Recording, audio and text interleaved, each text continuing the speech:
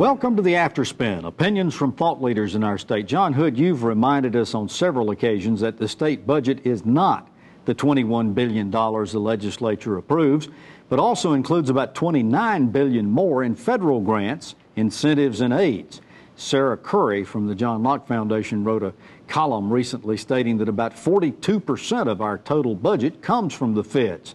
But there are strings attached, which force us to do things we might not wish to do. She says we need to push back from federalism. Do you agree? Why or why not? Well, she means push towards federalism. In other words, yes, more distributed power where states and localities raise and spend their own money as opposed to relying on federal dollars. The problem with federal dollars, you can understand the appeal.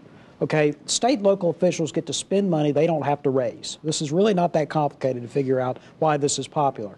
And from the standpoint of members of Congress, it's also popular. They can go back to the district and say, see, we got all these gimmies that come apparently from outer space and get distributed onto all of the states. I don't know where the money comes from, gosh.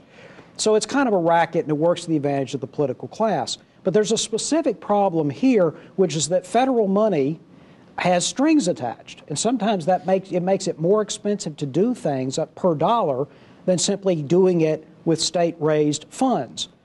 There is some redistribution in federal funding, but not as much as people think. It is mostly true, particularly in North Carolina, that every dollar you get, roughly a dollar had to come from North Carolina first. So it's kind of all a racket. It needs to stop, and there needs to be action both at the state level in refusing federal funding. Yes, even though that sounds improbable, there ought to be some refusal of federal funding, and then Congress needs to relearn their real responsibility, which is not to fund state governments.